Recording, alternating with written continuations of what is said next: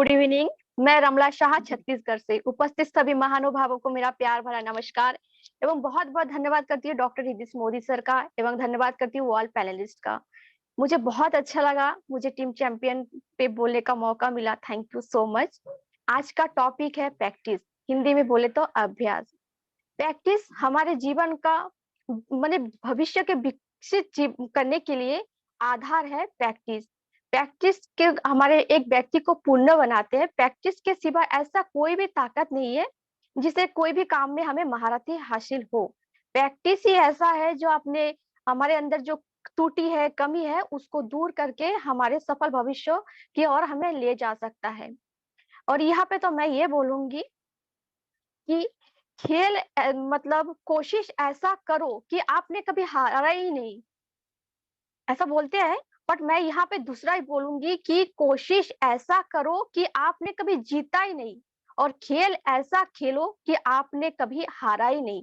अगर यही सोच ले कि आप कोशिश करेंगे कि मैंने कभी जीता ही नहीं, तो आप बेहतर करेंगे। और खेल भी ऐसा खेलिए कि अब मैंने तो कभी हारा ही नहीं और इस बार भी मुझे हारना नहीं है। यही सोच रख के मुझे कोशिश करना है। मैं आप लोगों के सामने एक छोटी सी मतलब सच्ची कहानी बताने जा रही हूँ।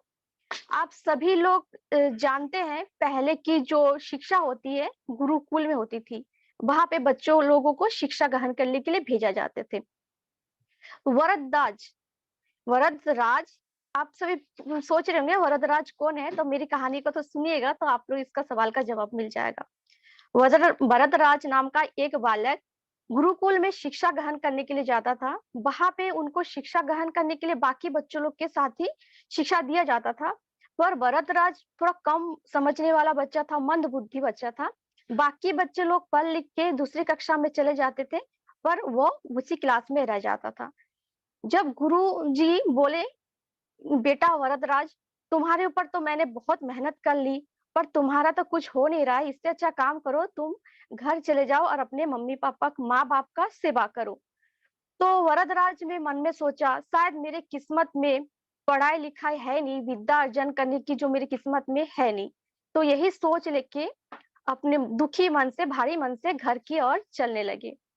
दोपहर का टाइम था। वरदराज को पानी की प्यास लगी थी। दूर गांव में देख रहे थे कि बहुत सारी महिलाएं कुएं से पानी निकाल रहे थे। तो उस महिलाओं के पास गए और तब देखते हैं, आप लोग सभी जानते हैं कि पहले के जो कुआं होते थे पत्थर का होते थे और रस्सी में बाल्टी टांग के से पानी निकालते थे। तो भरतराज देखते हैं कि पत्थर पे रस्सी घिस घिस के जो पत्थर पे इतने ठोस कठोर पत्थर पे भी निशान बन गया। तो वरदराज ने महिला से पूछा कि आप ये बताइए, इस पत्थर में इतना सुंदर निशान किसने बनाया? तो महिलाएं बोलते हैं, बेटा, ये जो निशान बनाए ये हमने नहीं, ये कोमल रस्सी पत्थर पे घिस घिस कर ये निशान बन गया। तो तभी वरदराज के मन में विचार आया, एक कोमल सा रस्सी इतना कठोर पत्थर पे अगर घिस घिस से रस्सी के निशान बना सकता है इतना, तो मैं क्या थोड़ा परिश्रम करके विद्या अर्जन नहीं कर सकता? मैं भी शिक्षा ग्रहण कर सकता हूँ। बस मुझे थोड़ा सा लगन और कोशिश करना है। यही सोच लेके वह दोबारा गुरुकुल की ओर लौट गया और वह इतनी कड़ी मेहनत किया और गुरुदेव भी उसका खुश होके बहुत सपोर्ट करने लगा वरदराज का।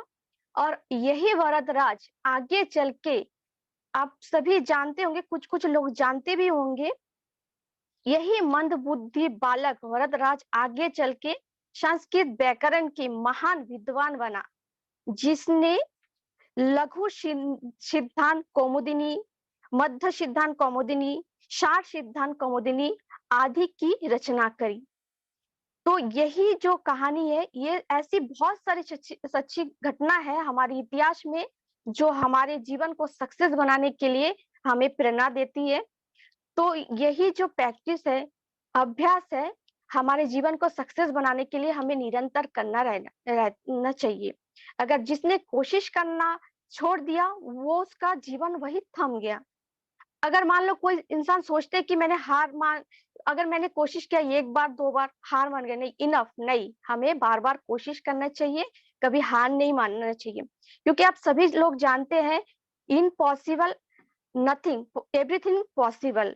अभ्यास ही एक ऐसी शक्ति है तो कहा जाए तो आपके हर सपने को पूरा करने के लिए अभ्यास बहुत ज़रूरी है। बिना अगर आप किस्मत के भरोसे बैठे रहेंगे तो आपको कुछ हासिल नहीं होगा। इसलिए हमें निरंतर प्रैक्टिस करना चाहिए हमारे बेहतर भविष्य के लिए।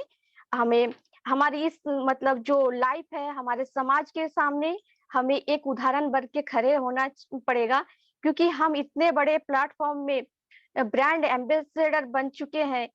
यश मुफारे सर हम सबके ऊपर जो ट्रस्ट किए हैं कि हम लोग कुछ कर पाएँगे, हमें इस पे खड़े उतरना है, इसलिए हमें निरंतर कोशिश करना चाहिए। तो समय का अभाव है, इसी मतलब यही बोल के मैं थैंक यू बोलना चाहूँगी कि मुझे दोबारा आपके प्लेटफ़ॉर्म में बोलने का मौका मिलेगा। सो थैंक यू ऑल पैनलिस्ट। और मैं लास्ट में एक बात और केडी शुक्ला सर के लिए बोलना चाहूँगी। केडी सर भी मतलब छत्तीसगढ़ से हैं, मैं भी छत्तीसगढ़ से हूँ। मैं शुरू में जब उनको सुनती थी ना, तो रोज़ एक ही बात बोलते थे। मुझे लगता कि था कि रिकॉर्डिंग चल रहा है, मतलब एकदम शुरू-शुरू सेम टू सेम वही वर्ड रोज़ कैसे बोल लेते हैं एक व्यक्ति। ये भी केडी शुक्ला का सर का एक प्रैक्टिस है, जिनके निरंतर प्रैक्टिस के वजह से एक फ्लो में वो बोलते थे, जैसा लगता था कि कोई रिकॉर्डिंग है। So thank you so much all panelist. Over to